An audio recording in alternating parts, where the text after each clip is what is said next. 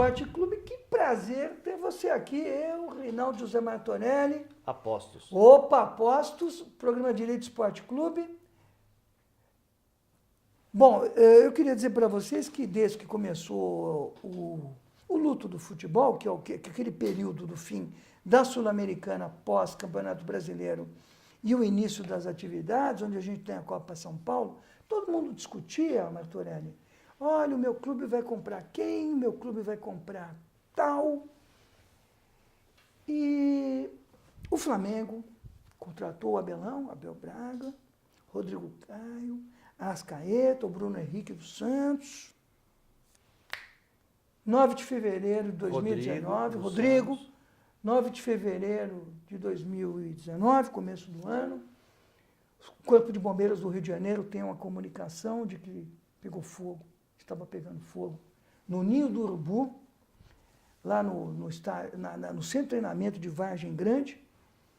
E essa tragédia que a gente perdeu Arthur Vinícius Silva, Átila Paixão, Bernardo Pizeta, Christian Esmério, Vitor Isaia, Pablo Henrique Silva Matos, Jorge Eduardo Santos, Samuel de Souza Tomás Rosa, Gedson Santos e o Riquelmo de Souza Viana.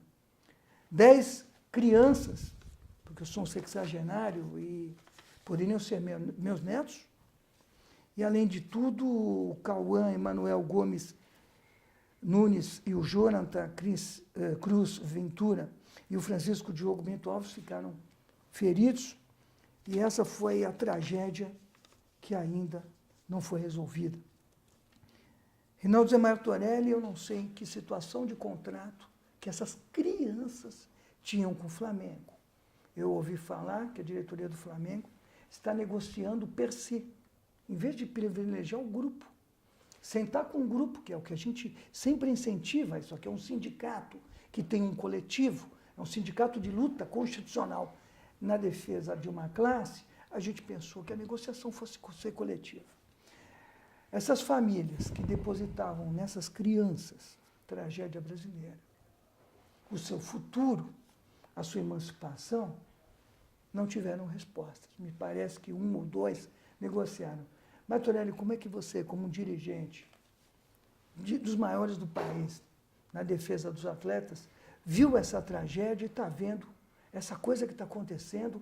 Me parece que as reuniões, eu não estou participando, está aberto a diretoria do Flamengo aqui e o jurídico do Flamengo para participar do programa, um levanta, um senta, levanta. E eu não sei, Martorelli, isso indignou, eu vi no mundo todo repercutindo essa grande tragédia, pois as crianças moravam num container.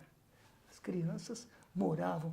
Reinaldo Martorelli, quais são suas impressões sobre essa tragédia que ainda está viva nos nossos corações? Lívia, primeiro, eu passei mal no dia, né, quando eu soube. Passei mal porque a gente se projeta, né, na situação. Eu me projeto como atleta, como pai.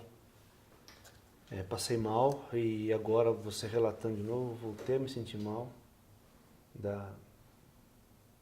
por essa horrorosa fatalidade. Mas Dá para chamar de fatalidade, Martorelli? Bem colocado. Dá para chamar? Eu acho que assim, Container. É um risco que não é assumido, né? É um risco que não é assumido sempre. Sempre, e porque não há consequências mais sérias, mesmo que esqueçamos a questão criminal. Se as consequências fossem, pelo menos indenizatórias, sérias, isso não ocorreria mais aqui. Imagina um fato desse nos Estados Unidos. Quer dizer, o Flamengo ia ter que fechar as portas. Ia ter que vender todo mundo, vender tudo, ia ter que fechar as portas, né? Porque lá existem as consequências indenizatórias muito sérias. Por isso também que acontece muito menos esse tipo de coisa, né? Muito menos. Mas eu não sei, e aí conversando em off outro dia com o nosso professor Santoro, eu recordei da situação da Chapecoense, que eu cantei a bola do que está acontecendo até hoje, né? Uma comoção geral, uma arrecadação bem razoável, e a Chapecoense até hoje não definiu as indenizações às famílias. É demais, né? Então, A Chapecoense se preocupou em refazer a equipe, que está muito correto, mas ela tinha que buscar outros meios, né? Ela tinha que socorrer primeiramente as famílias, no meu modo de vista, meu ponto de vista, meu modo de pensar. E a gente tem essa coisa, essa irresponsabilidade no esporte, né? E é uma questão que eu venho batendo há bastante tempo, que se a gente continuar permitindo essa irresponsabilidade, resulta no que a gente está vendo hoje. O futebol brasileiro está acabado. O futebol brasileiro está acabado, né? O Flamengo, vamos pegar o caso do Flamengo. Um clube que nos últimos 2 mandatos, ele conseguiu voltar para o fluxo de caixa para pagar as dívidas. Não que o Flamengo tenha eliminado sua dívida. O Flamengo ainda deve mais de 300 milhões de reais. Só que ele conseguiu sair do famigerado ato trabalhista do Rio, ele conseguiu, ou seja, conseguiu colocar as dívidas no fluxo de caixa, aumentando a sua arrecadação. Mas pelo fato de o Flamengo não ter conquistado o campeonato, mesmo chegando em 2 vice-campeonatos brasileiros, a torcida insatisfeita e os votantes insatisfeitos tiram a diretoria que vem fazendo um trabalho de mais responsabilidade e colocam uma outra que num curto espaço de tempo, em um mês, aumenta a dívida em 100 milhões, né? Aumenta a folha salarial em mais de 4 milhões e não é capaz de ter a noção da responsabilidade social de investir 300, 400 mil reais para reformar o alojamento, para tirar as crianças daquela condição que evitaria 10 mortes. Então, qual é isso? Se nós não cobrarmos responsabilidade no esporte, no futebol, a gente vai continuar, infelizmente, se deparando com questões como essa. Aí a pergunta é até quando? Até quando? Né? Até quando? Até quando a gente vai... O caso Chapecoense, por mais que a gente ainda tenha dúvidas, mas surgiu também a questão do fato de que aquela aeronave que estava totalmente fora dos padrões, ela só tinha sido contratada porque era mais barata. E o dono da empresa aérea era o piloto. Ah, não, tá tudo que errado. Economizou combustível em descer na cabeça. Então é isso, né? Container, economiza, ar-condicionado. Economiza e não cuida das vidas humanas para colocar na questão de querer ganhar título, na questão desportiva. Você negligencia a vida humana e bota para querer ganhar título. Quer dizer, é esse o padrão que a gente quer? Não, e o pior, Martorelli, a gente vai olhar agora para a receita dos clubes. Direito de transmissão das partidas, hoje Rede Globo e a Fox, que agora entrou. Venda de camisas, sócio-torcedor. Tem a Fox, tem a Turner ainda. A Turner também. Perfeito. Venda de camisas, sócio-torcedor, bilheteria das arenas e aluguel das arenas, patrocínio e publicidade, licenciamento das marcas, negociação dos jogadores, entra e sai. Isso não dá para pagar os jogadores em dia, isso não dá para acertar com os jogadores, não dá para indenizar as famílias da tragédia do Ninho do Urubu, não dá para pagar da tragédia da Chape no ano retrasado. Ou seja, o que esse pessoal fez com esse dinheiro? Pagar o Profut, eu não sei se está pagando, está pagando? Isso aí merece um programa à parte. Cadê esse dinheiro, Martorelli? A tal da autoridade pública do futebol não presta conta. Eu já pedi, ela não presta conta. Nem se os clubes estão O Ministério Público está sendo envolvido nisso para poder saber se presta contas dessa questão do ato do Profut. A gente tem um Ministério Público tão atuante, tanto na esfera federal como estadual, por que não colabora para apreciar? É uma coisa impressionante, Martorelli. A gente tem essas dificuldades, tem a dificuldade de fiscalização, porque o clube é aquela história. E eu, agora conversando com o Dr. Guilherme Tavares Martorelli, me surge a ideia de criar, assim, de escrever um livro, A Situação Jurídica no Futebol Passional, né? Porque há uma mistura tão grande, e aí que redunda sempre numa benevolência, sempre numa flexibilidade de valores que faz com que o futebol venha cada vez mais desempenhando um papel que o leve à extinção. O futebol brasileiro está perto da extinção, né? Porque se você pega alguns dados aí, está claro isso. Está claro o desinteresse, está claro que o dinheiro está indo embora, está claro. Mas o espetáculo fica ruim fica com essa ruim, tragédia toda. Fica tudo ruim. Mesmo que ainda com a perda, ainda há muito dinheiro. Então, quando há muito dinheiro, há abundância de recursos, né? Há uma negligência naquilo que se deve fazer. E o futebol é campeão para isso. Há uma negligência na retenção e na valorização e aprimoramento dos talentos. Tem muito jogador. Então, É se grama. desperdiça talento. Nasce que nem grama no Se Brasil. desperdiça talento o tempo todo. A irresponsabilidade com relação à gestão financeira, porque não tem como falar outra coisa, né? O Internacional de Porto Alegre vive um momento de muita tensão em que o Ministério Público está investigando toda a participação da última diretoria, a ponto de um promotor que faz parte da investigação dizer, olha, isso é sacanagem que se faz com o futebol, vendo as coisas que ele vê lá dentro, né?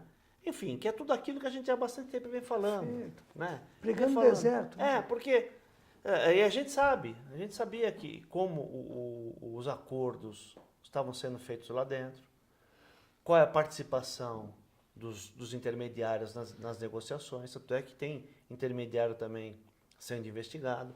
Agora, é aquela história, né? As pessoas se valem dos clubes para privilegiar os seus interesses pessoais. E todo mundo sabe disso. Todo mundo sabe disso. Agora ninguém faz nada. E eu também, evidentemente, que eu não faz parte da nossa atuação direta, mas ela faz parte. A gente começa a discutir ao ponto que os salários não são satisfeitos. Que loucura, né? Então a gente tem que começar a discutir, escuta, até quando? Até quando a gente vai permitir que esse quadro continue sendo realizado? Você pontuou outro dia, Martorelli, a gente vai retomar.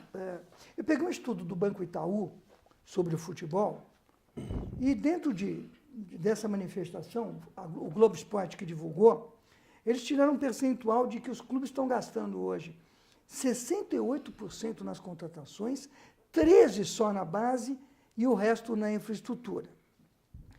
Então, o que eu queria discutir nessa questão de contratações e não pagamento de salários, como é que ficou o caso do Paulo Henrique Ganso? Ele vem para o Brasil, me parece que ele estava vinculado ao Sevilha, não sei se ainda está, vem para o Brasil e o Fluminense não paga salários e tem a manifestação dos grevistas muito legítima dos trabalhadores atletas do Fluminense. Como é que fica na cabeça da torcida? Para mim, pouco importa que os jogadores ganhem, mas eu quero novas contratações. Será que o Ganso não falou, opa, eu vou lá por um caminhão ou para manter, mas será que os caras vão me pagar? Não pagam para o time que já está há tanto tempo e de forma super importante, defendendo na raça, na defesa das cores do Fluminense. Como é que fica isso, Martorelli? Então, não fica, né? Eu contrato e não pago. É exatamente isso. O Fluminense é um caso emblemático, né?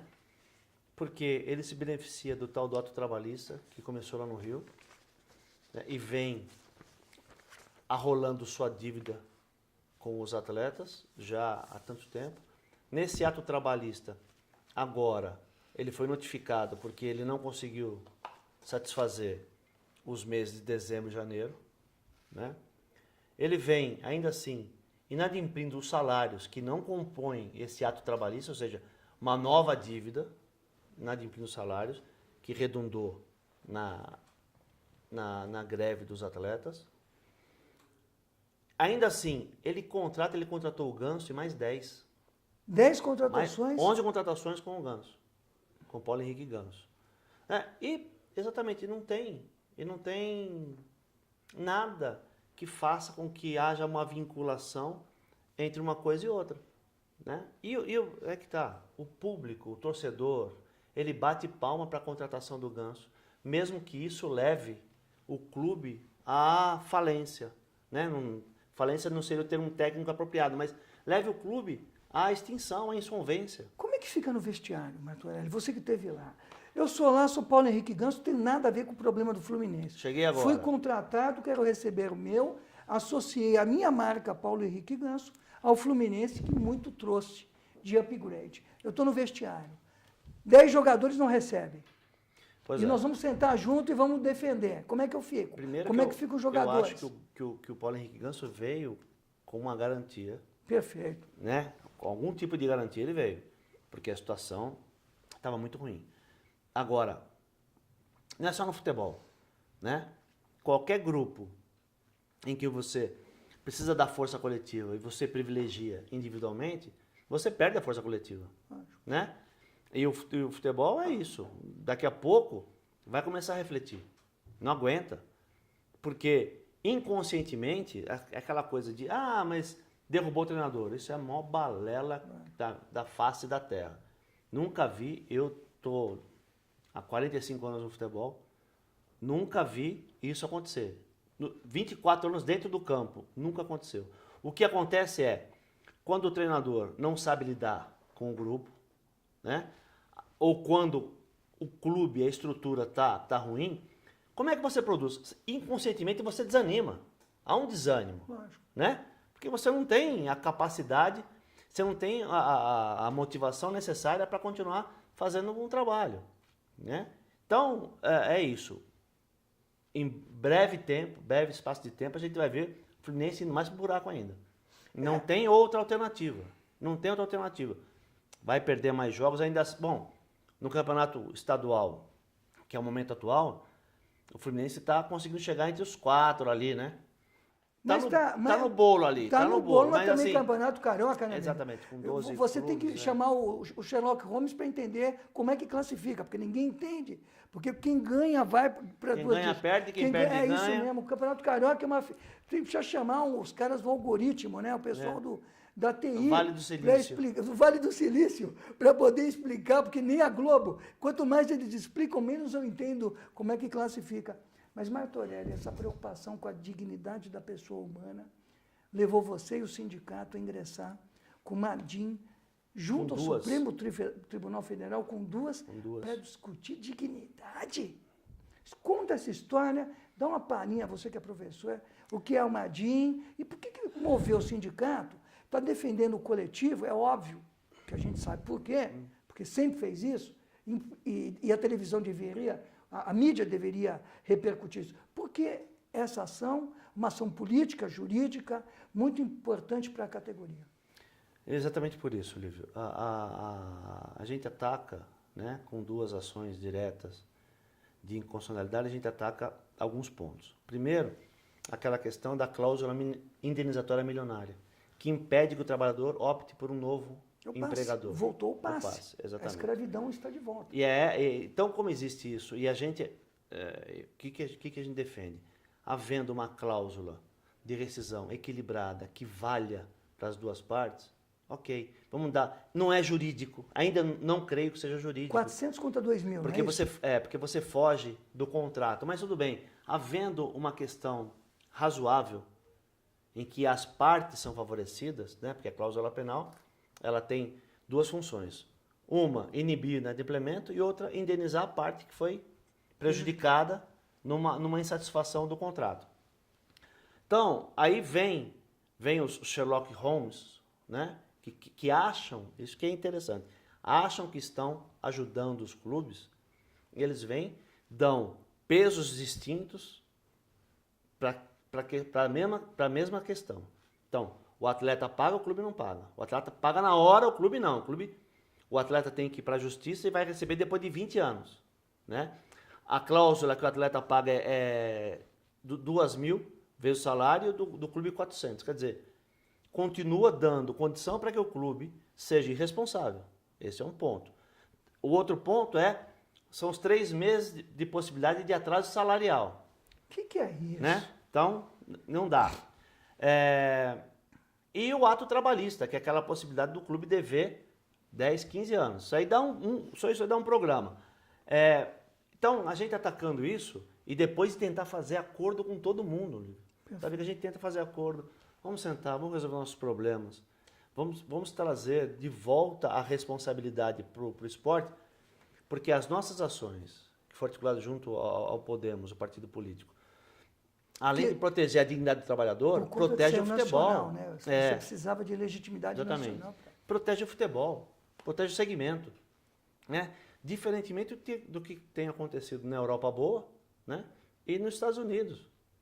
Então, lá se protege o segmento, e protegendo o segmento protege todo mundo. Clube, atleta, e ninguém quer aqui enfraquecer clube, ninguém é imbecil a esse ponto. Isso eu falo há muito tempo. O que a gente quer? Clube mais bem estruturado para pagar dignamente o trabalhador digno. Então, já que as entidades que seriam responsáveis por isso, Federação Paulista e CBF, elas não tomam essa atitude, a gente vai buscar com as armas e com as ferramentas que tem, a gente vai buscar tudo que pode. Então conseguiu fazer essa articulação, que foi difícil. Foram 4 anos para articular com o partido político, 4 anos, até que a gente achasse um que tivesse uma simbiose, uma comunhão de pensamento conosco. Nós fizemos. E agora os clubes estão preocupados. Agora eles se preocupam. Mas não se preocupam em se reestruturar. Então se preocupam em perder uma ferramenta para prender o trabalhador. Você tem tanta razão que eu vou trazer um exemplo. Gustavo Scarpa é o grande jogador do Palmeiras hoje. Está se desenvolvendo muito bem.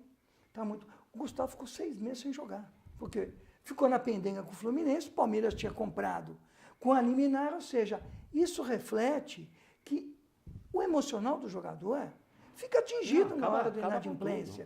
Na hora que você institui uma cláusula indenizatória absurdamente desproporcional, você mexe com o emocional. O cara é um ser humano, ele é um artista. Se você acha o futebol fácil, faz como o Reinaldo Zé Martorelli fala, pega uma bola e vem bater aqui, amigo.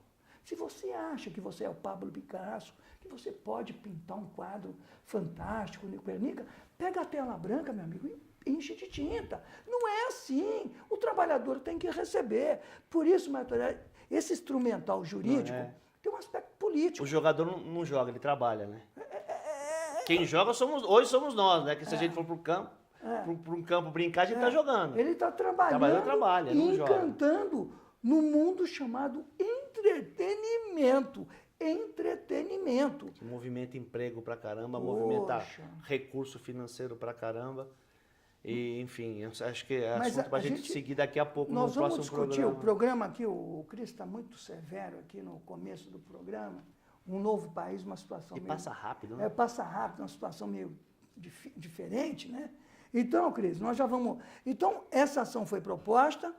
Como é que está a movimentação delas? Porque depois nós vamos entrar no segundo programa com o escopo. O STF pediu informações e manifestações do Senado, né? O procedimento normal, do Senado, da Câmara dos Deputados e do governo. Nós temos ainda a bancada da bola lá. Não, já está já foi diluída, agora é da bala. Então, né? Mas assim, mas a posição das casas legislativas e do governo independe, né? É só uma posição, porque felizmente caiu na mão do ministro Celso de Mello. Tá. Que ele é, né? Perfeito. Ele é técnico, as duas caíram na mão dele, ele é técnico. E eu acho que dentro da tecnicidade jurídica a gente tem muita condição de sair com uma decisão favorável e mudar isso aí. Então vamos torcer por essas duas ADINs, né?